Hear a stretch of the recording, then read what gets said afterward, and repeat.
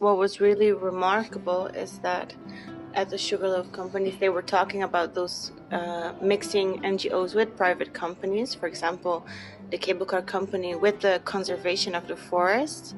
And this is really interesting because normally you wouldn't see that because it's very different mindsets and very different goals.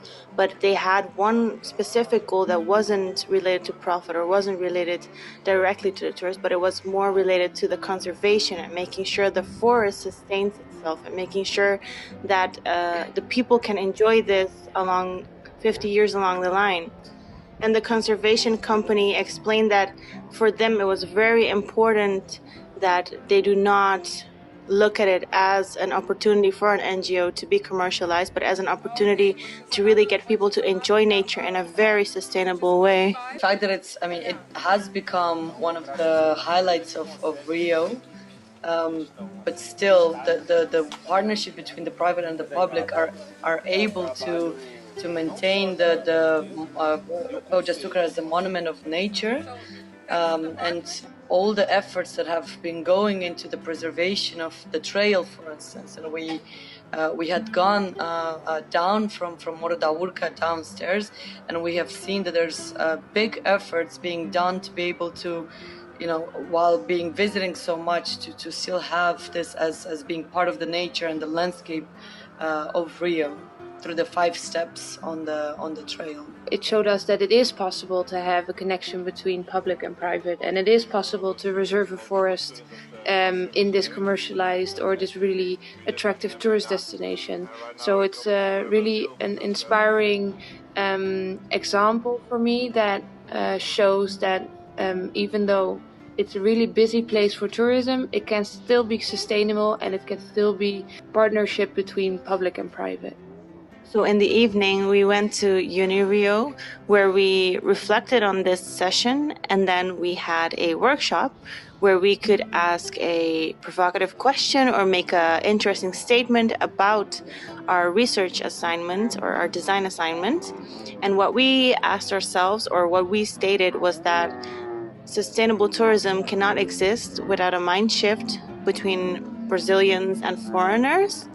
And this was very interesting because we really wanted to focus on the perception of Brazilians, perception of foreigners, and how they think what Brazil is or what Brazil has to offer.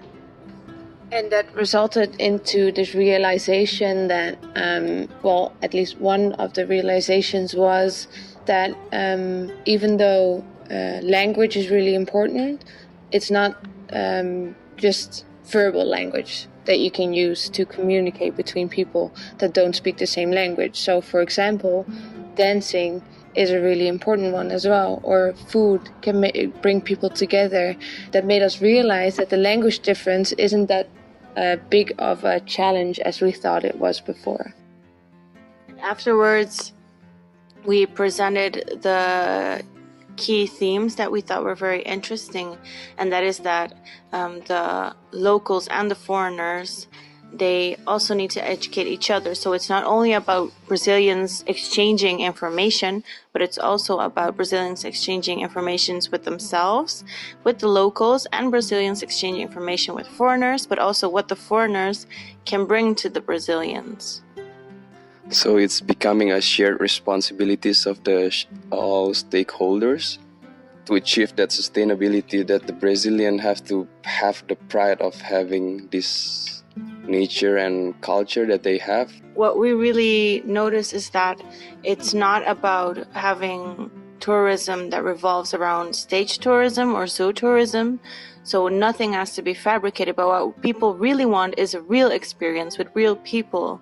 And that's what we noticed a lot about people saying that they do not go to tours or stuff because it is fabricated or because it's a one-sided story. And why people really transform in these experiences, or when they really change, is when they get a real experience with real people.